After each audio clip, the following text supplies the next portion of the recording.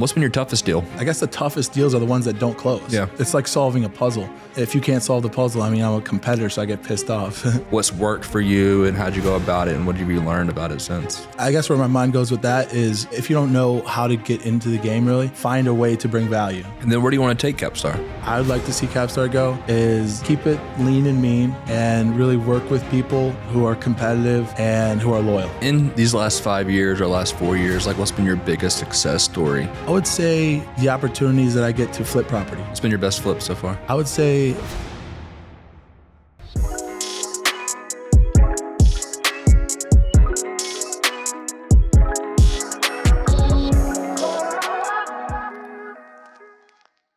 What's up, you guys? Welcome to another episode of Successful DNA. I have my friend Jake Schmidt on here with us. Jake, welcome to the pod. Yeah, thanks for having me.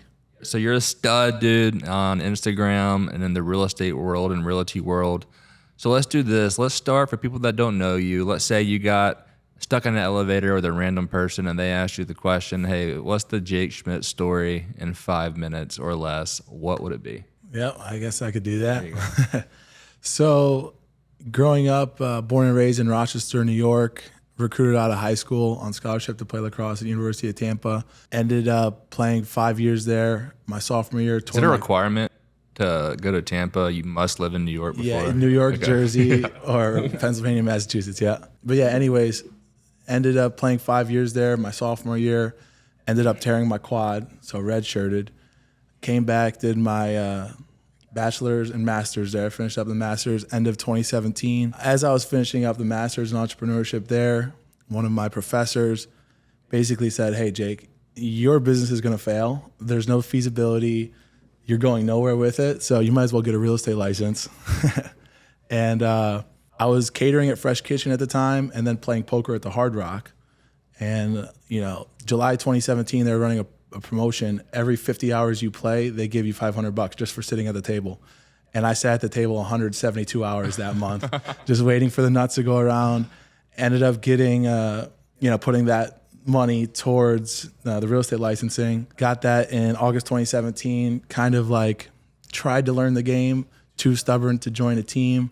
So I, finished up the master's that December, ended up selling my first property in February of 2018.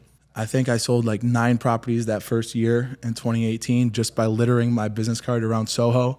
We were regulars at Soho Saloon and McDitton's. And I was going around to all these, multi-million-dollar properties from the broker caravan on Wednesdays, filming content, just showing people that I'm in the game. People were asking me how I'm already selling houses like that. I was just letting awesome. them believe that. Yeah. Wasn't the case at all. Yeah. I think the average ticket price was $190 that year. Yeah. So, end of that year came around, rates went up. I didn't even know anyone who, owned a house besides the people who I sold that year, being 23 years old. Had an opportunity to jump into the medical device world. A friend of mine gave me an opportunity to interview with Stryker, sports medicine and endoscopy. Ended up doing that for 2.5 years or so, while simultaneously selling real estate too, because, 1099 world, you can do whatever you want. I was in the operating room from 6 a.m. to 2 p.m. and then changing into, slacks and a polo from 2 p.m. till 10 or 11 whenever, the job got done. So I was doing that. COVID spike happened. We were out of the OR for 8 weeks because we were doing only elective surgeries, shoulder, hip, and knee, rotator cuffs, labrums, ACLs, and whatnot.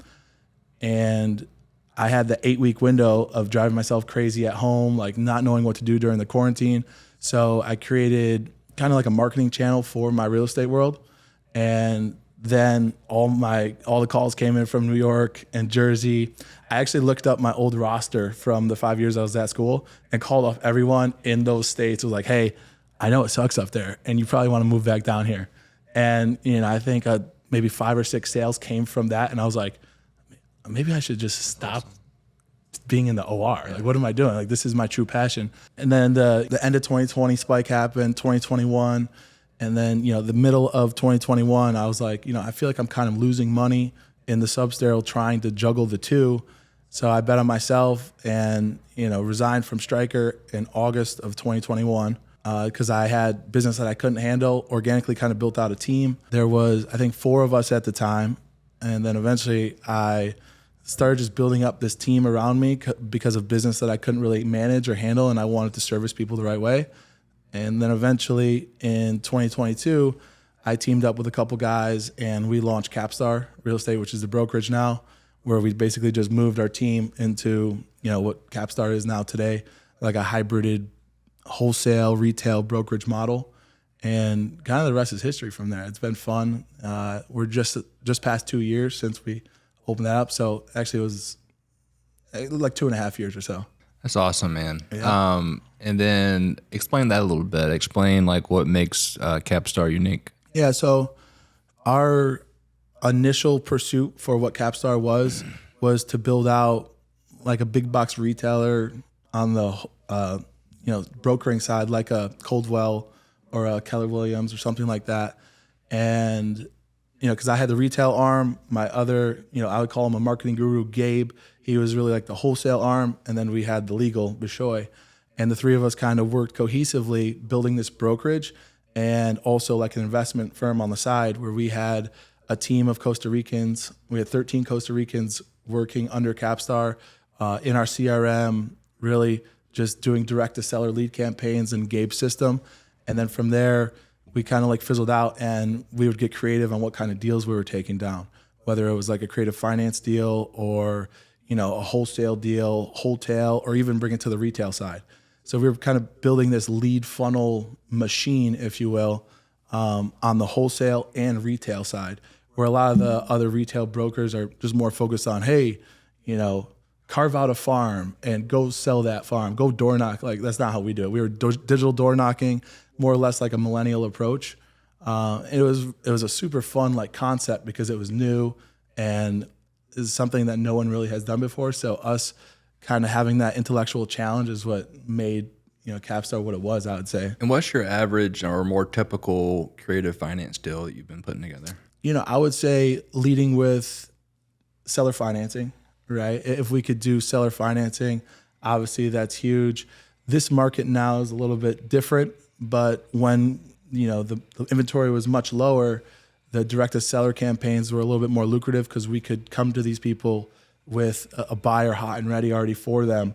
Whereas now, there's way more property and way less buyers. And in these last 5 years or last 4 years, like what's been your biggest success story inside of real estate? I would say the opportunities that I get to flip property.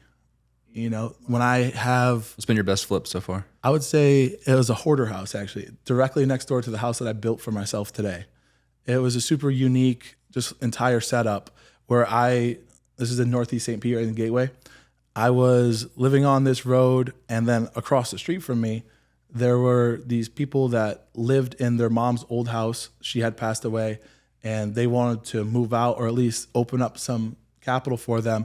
They lived on a 2,300, it was a 2,300 4-bed, 2-bath, a double lot, and then directly next door to them, they also owned that lot, which was just a fenced-in piece of property. I ended up buying that lot from them, and which I ended up building my house on today. And then it was 10 months later, I ended up purchasing their house from them because they knew I could execute after buying their lot. And I got it for like 58 cents on the buck, appraised as is. Because it was a hoarder house? It was a hoarder house, yeah. Bad? Day of closing, I had 13 people come in, this company come in, and it cost me $9,100 to remove everything out of this house.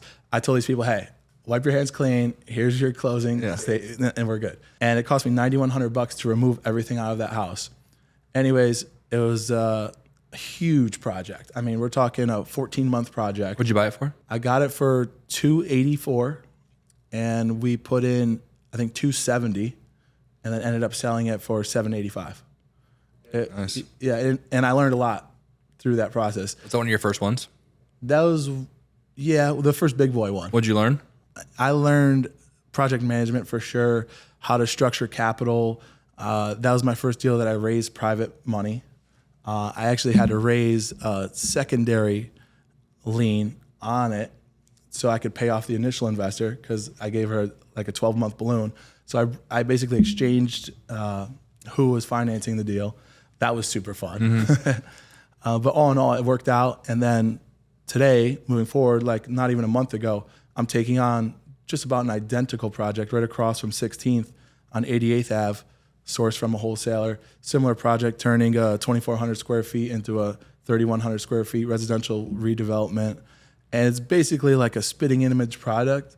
And I think that this upcoming project will only take 6 to 8 months just because of what I learned in that hoarder house play.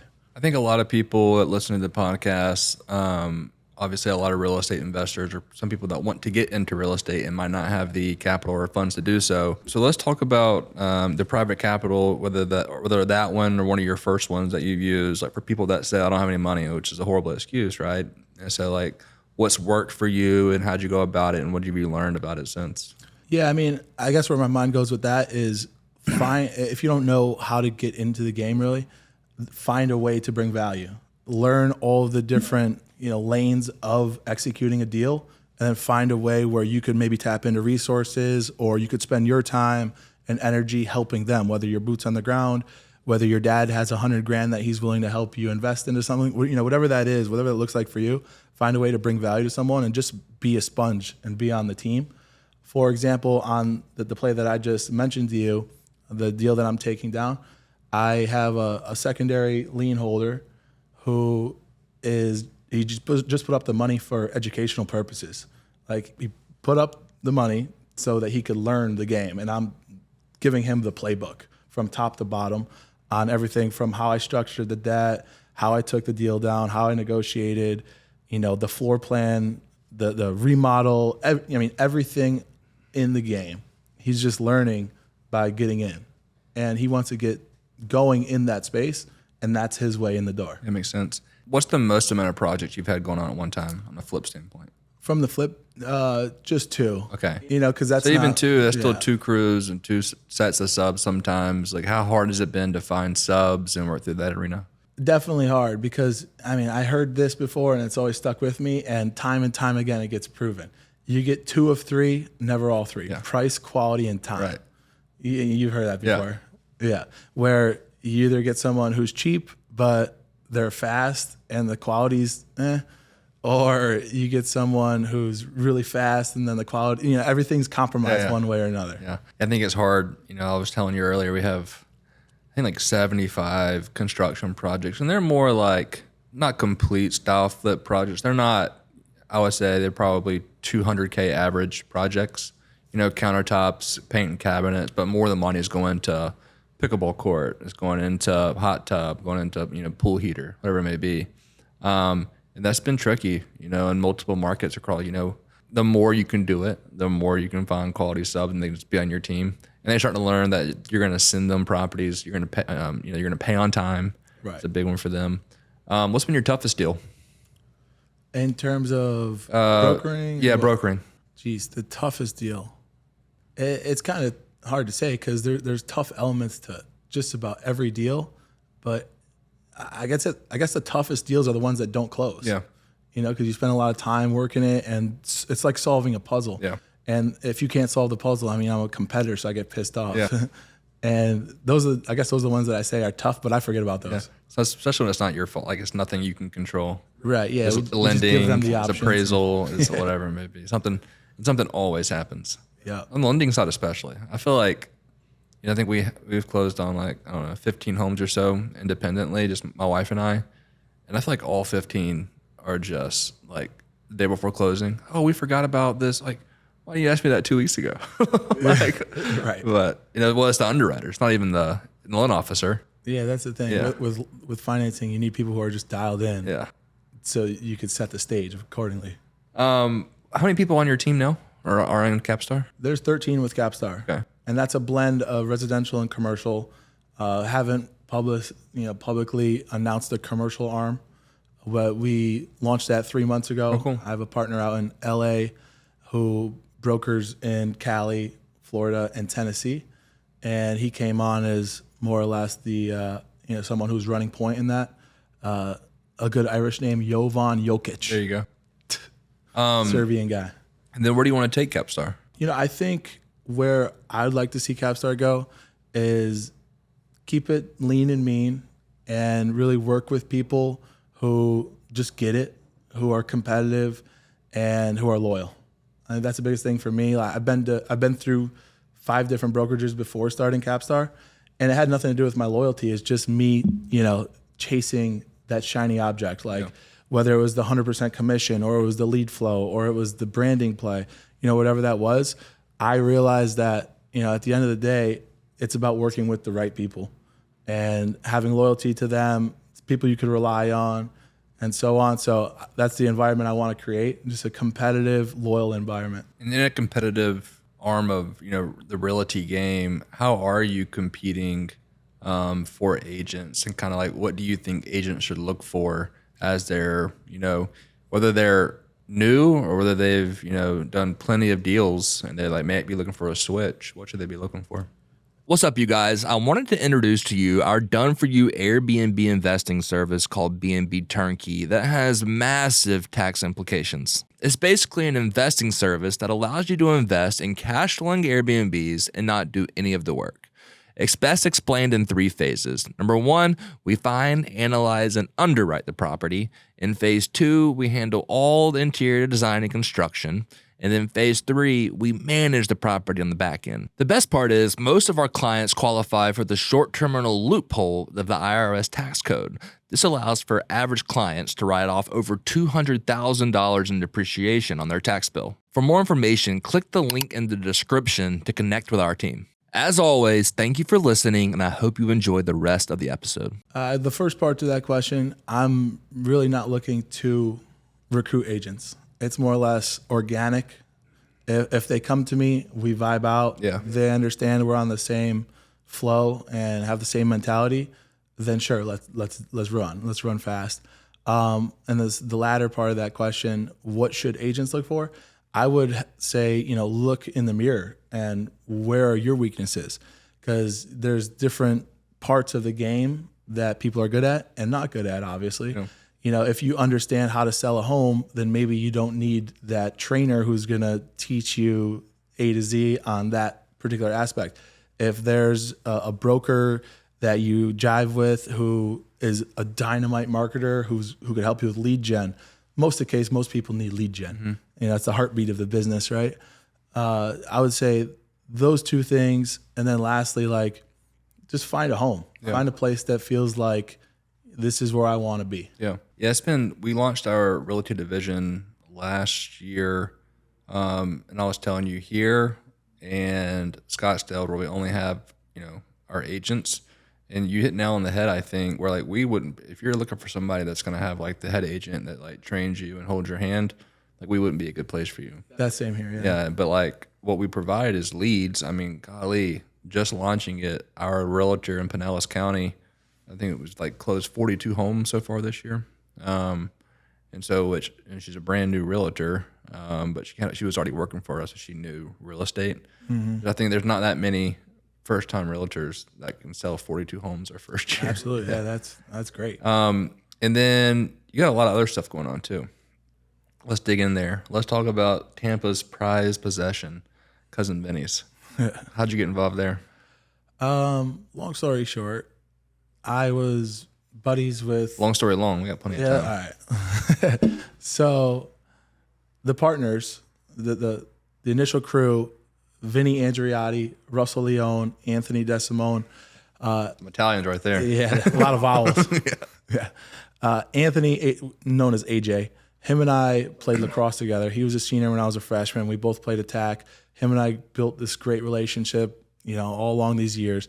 And his best friend, Russell, was my boss when I was catering at Fresh Kitchen. When he moved down, I think 2015 or so, somewhere around there. So we've had this relationship, the 3 of us. On the other side of it, Vinny, him and I were buddies through the grapevine from the lacrosse team. I lived and played with some of his buddies from high school. He was just always around. He was in the kitchen cooking up Sunday sauce when we were Sunday fundying, playing dizzy bat and all that stuff. That's cool. In the parking lot, and he would always be like, "Hey Jay, come try this out." And I was always the taste tester for him. We built a love language off food, and we've always been super close. When AJ and Russ and myself were out in New Orleans for Russell's 30th birthday, we went through Central Grocery where the muffaletta sandwich was created in the early 1900s. And we were like, dude, we need this in Tampa outside of Mazzaro's. Like Mazzaro's is the pinnacle, right? The number one grocery store in the nation. And we were like, let's bring this to Tampa somehow.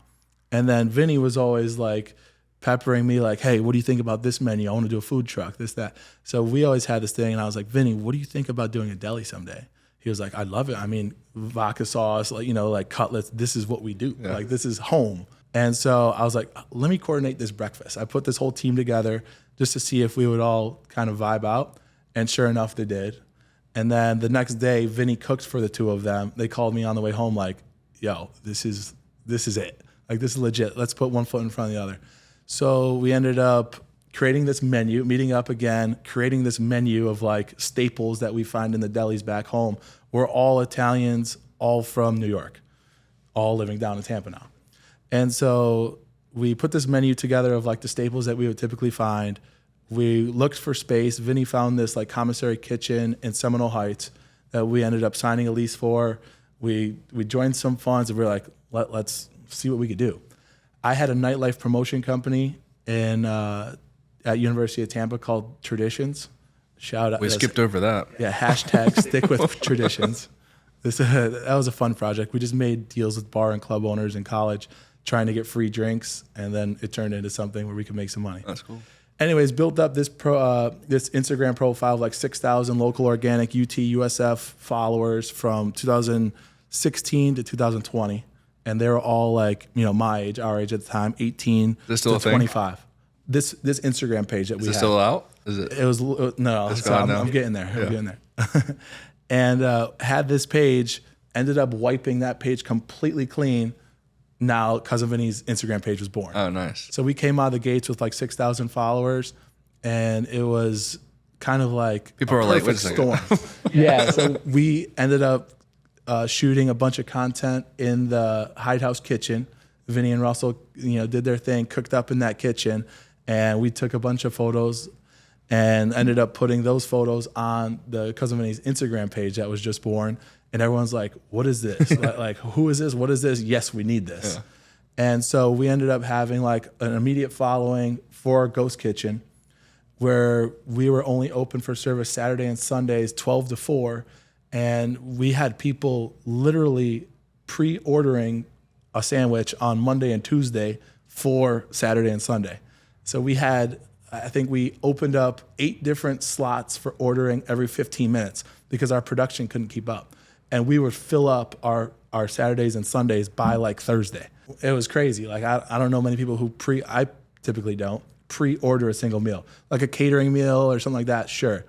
And on those Saturdays and Sundays, like what kind of revenue is running through each day? Do you remember? I don't. I mean, we were basically bottlenecked with our production capacity, what we could put out. And I mean, back then we had like 16-inch, just absolute monsters. And we learned, the whole purpose of that was to figure out if the brand would make it, prove the concept, iron out our operations, iron out the menu, so on and so forth. And then after about 5 or 6 months in the Ghost Kitchen, we were like, all right, we kind of had to like put this on hold because we were working a lot, more so, Vinny, Russell, and AJ. And we were like, hey, we have to kind of cut this before we just keep beating a dead horse, really. Let's find a brick and mortar. And then it just so happened that we went through the ringer at our brick and mortar now, our flagship. Vinny, AJ, and I all lived within 2 blocks of the flagship on Cass Street in North Hyde Park when we were at UT. So we were like, this is our home. Like, this is totally it. That was supposed to be like a 4 to 6 month cosmetic facelift, turned into a 16-month shell redevelopment, 3x the budget. Damn. We're like, all right, well, we just got to bet on it now. Like, we're this far in. So we rolled with it. And, during that time, all of us were going to Hyde House as well. And Vinny was picking out one menu item, making like 5 or 6 different iterations of that menu item, whether it was a cheese or bread or type of, breading, whatever it was. And we were like picking the very best version of that sandwich and just ironing out our menu so that we came to market with a dynamite menu. Like, people ask, what's the best thing on the menu? It's more or less like, well, what do you like? Because we're pretty confident that everything is pretty bomb. Yeah. So that's kind of how we got to January 14th. And then since January 14th, I mean, it's just This year, right? Yeah, this year. Yeah. It's kind of just been like, hold on to the wheel and go. Yeah. We put all of our eggs into the marketing, and then we're, blessed to get the Michelin recognition in the beginning of March. That was super cool. And I think year to date, we're almost over like 130,000 sandwiches served. I mean, how many people can say their second or third month of operating, they got a Michelin? Yeah, we're super blessed. Yeah, it's cool. And what's your role with Cousin Vinny's now? Marketing, Yeah. a big marketing force, obviously. And, the real estate, I help AJ with the real estate, finding next locations. What's the plan there? Well, we just executed an LOI up central here in St. Pete. Is that public knowledge, or is that? I mean, it is what It's it about is. to be. Yeah, it's about to be. We're working through that. We have a couple different locations, but we're structured to franchise it. Oh, cool. Yeah, we want to take, one foot in front of the other and see what we could do with it. I'm currently looking for any sort of help, more so on the social side, for bottling the sauce and putting labels on the sauce and getting it into Publix. What do you mean? I want people, if you have any resources, my ask would be to get connected with them so we could get the sauce in Publix and grocery stores. Any connection nationwide. inside of Publix or something? I mean, anyone who's done it before, Yeah. like a Ray House or something. Yeah. We want to compete with them. All right, next, you got, two big things going on. Then the third thing, you're fully, it seems like, invested into the cryptocurrency world. Tell us about that. Well, I'm still learning about that. Okay. I mean, debatable. Everybody You have a farm in Texas. Not mine. I'm a complete passive investor. Okay. But yeah, the Bitcoin mining world Okay. is something that really caught my attention just because I like numbers and the numbers number. The number's number. Yeah. At the end of the day, the math. So what's the farm in Texas? So a friend of mine, he's the head of institutional sales for this company that acquires, manages, and the rig itself disperses to your wallet. So it's a complete A to Z type setup. And it piqued my interest, and I did some research on it, and I ended up investing into their facility. It's in Livingston, Texas. When did you do this? Back in April. Okay. Yep. And I've been online with those mining since then, and I've been super happy with it. Almost to the point where I've questioned if I want to build a real estate portfolio furthermore versus the digital asset portfolio. Yeah. Yeah. What have your returns been since April from a percentage standpoint? Well, put it this way. To keep it easy, instead of purchasing retail Bitcoin, you could mine it at a 55% discount. And what's the risk? Well, what kind of risk are we talking? Like if The I invest volatility of Bitcoin, well, you're producing it at a decent clip. I guess the risk would be, say I introduced one of my friends to it, and he said, well, what happens if the whole farm just blew up one day and went in flames? You could purchase insurance for these rigs. I personally don't. But, I mean, I guess that would be the risk. Yeah, if it blows up. Yeah. God forbid. Yeah. It's a controlled environment. I mean, they have the hydro coolant. I mean, it's a really unique company. From those three things, from learning more of the crypto world, and then Cousin Vinny's, and then real estate, how are you splitting your time, if you had to say percentage-wise? I mean, over 90% with Capstar. Okay. Yeah, that's my day-to-day. That's my bread and butter. The Bitcoin is 100% passive. I just look at a portal online and see the performance and make sure that it's producing. And then with Cousin Vinny's, different projects and different, things that pop up, whether I'm promoting or meeting someone, or recently the sauce thing, I'm going to really spend a lot more time doing that because I believe in that and what we have there. But yeah, I would say Capstar real estate focus is just about most of my time. And then do you still want to be heavily invested into flips, and what's your plans there? I think just have one always rolling because I trust my team, I trust my capital partners and the vision, and it's fun just to solve these puzzles. What do you mean your capital partners? My hard money guys, my private people, the just the capital. You're using none of your money on this. No. I mean, of the entire project, I'm at like 20%. You have one going on right now, don't you? I think I saw it on Instagram. Correct. Where is it? That's the one right near my house on 88th in the Barclay Estates. That's the shell redevelopment. Yep. And then we're long-term renting them now. You're the expert, I'm not. So what do you think about this? 8 properties in Shore Acres right after the hurricane. I feel good about them. It's going to take some time, I think, to come back. Yeah. I hope it comes back. And hope another storm doesn't come around. Yeah. Yeah, I tell everyone in Shore Acres, like, You think it'll come back? I mean, you never know. Yeah.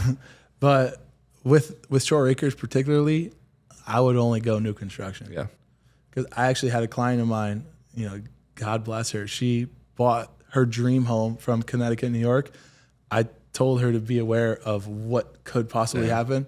She renovated this place so nice, loved it, and then 4 feet of water got in it. And that was kind of the nail in the coffin for me. I was like, yeah, I mean, a 1970 home might not be the play in Shore Acres. I was driving past the Shore Acres Rec Center prior to the storms coming when it was just the initial rains. And I saw like the rivers going down Connecticut Avenue. And I'm like, wow, this might not be good for these people.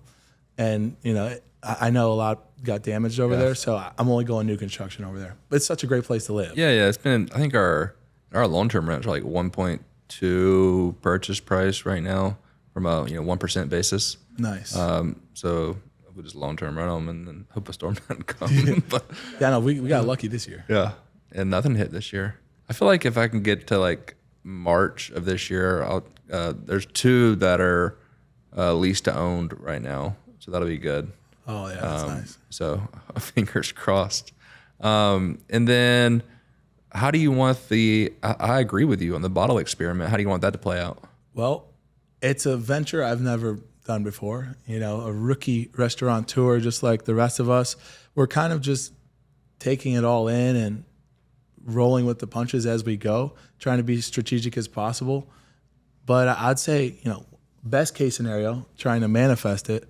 You know, we want to be in every grocery store nationwide. Yeah.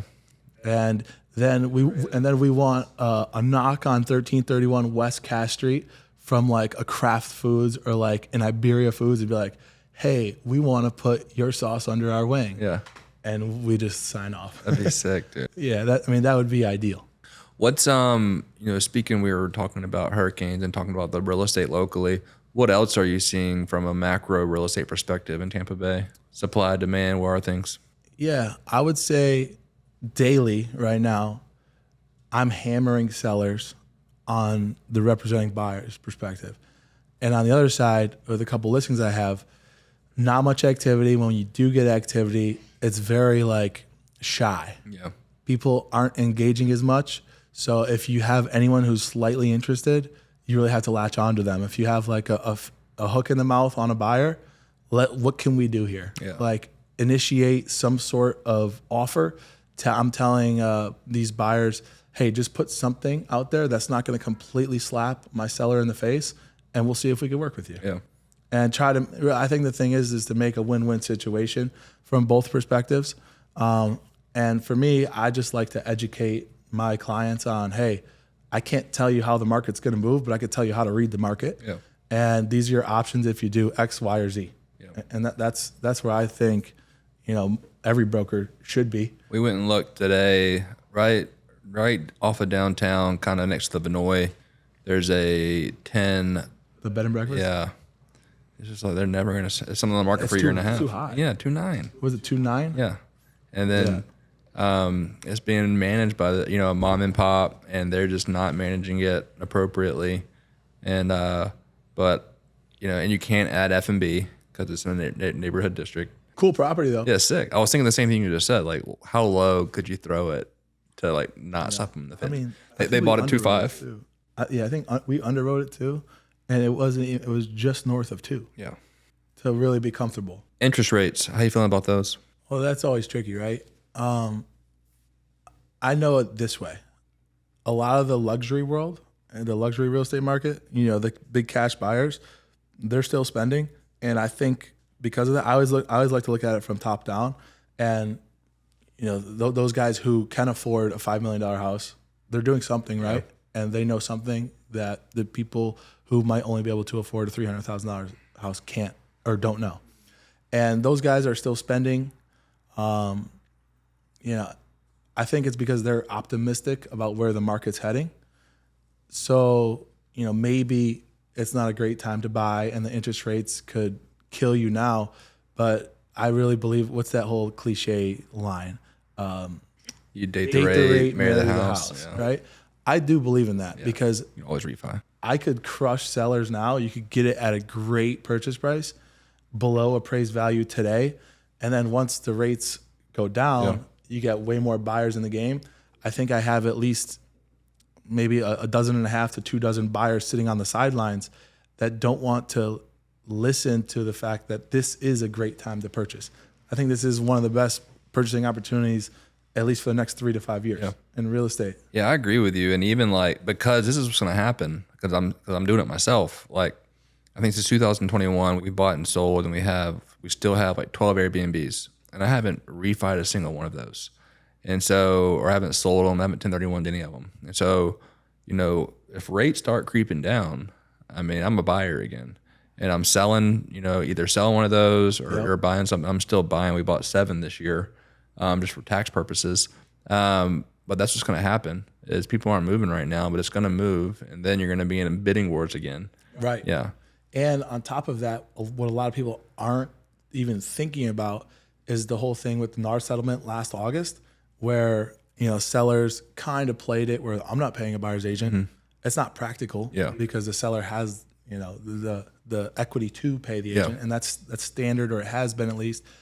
And sellers, I would say they tried to do that, and then buyers were repellent on it for a little bit.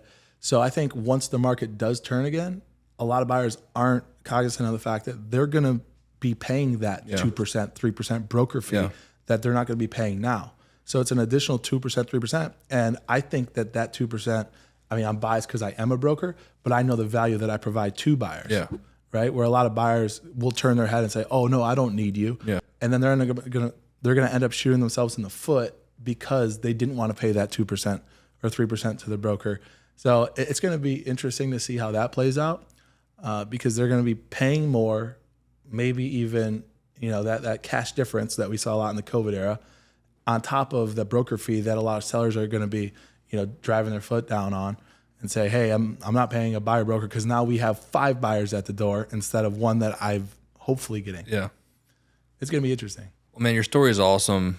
I'm bullish on the future of Jake Schmidt. If I could invest in you, I would just do that. Thank you, man. I appreciate it. Let's end with this. Let's end with 2 things. First, let's end with we'll have a fun question at the end, and then a serious question here.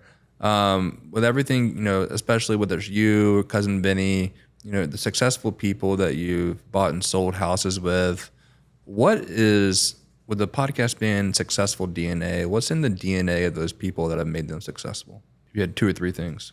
I would say the number one thing is being competitive. However you find that, whether it's waking up early and being disciplined, or the element of continuing to just keep going. If you don't quit and you keep going, you can't lose. Burn the ships. Yeah, more or less. The toughest people that I've ever came across in business or even athletics are the people who just don't stop. And it's almost like a crazy tick in a way. Yeah. But it's it makes sense. You can't lose if you don't stop. Yeah. Anything else? And then certainly be loyal. Yeah.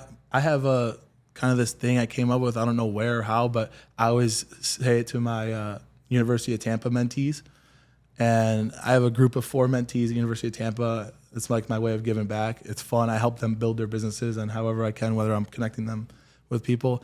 But really the pillars that I teach them all the time is CCR. If you're consistent, considerate, and real with people, whether you're providing, contributing, receiving, whatever that is, consistent, considerate, and real with people, you can't really lose. Yeah. And that's a dynamite recipe for a great relationship. That's awesome. And then last question, fun question. What is your favorite menu item at Cousin Benny's? Biased, the Capo del Schmidt. Yeah. I'm not an onion guy. I hate onions, but the Capo del Schmidt is a showstopper. Why so? I mean, just the blend of flavors is pretty insane. And then I usually get a side of vodka sauce because I could like bathe in that stuff. So I get a side of vodka sauce to dunk it in. And I mean, every time it's like, wow, So I missed this. Victoria's from New York, and I'm from South Carolina. I had no clue what chicken cutlet was until like when Benny That's came. crazy. It's like religious. Man. Well, we had fried chicken and collard greens. We didn't have chicken cutlet. But Bojangles. yeah, Bojangles, baby. Rushes and Bojangles. Well, man, thanks for coming, guys. Welcome, and thanks for coming to another episode of the podcast. And look forward to the next one. Thanks, Jake. Thank you so much.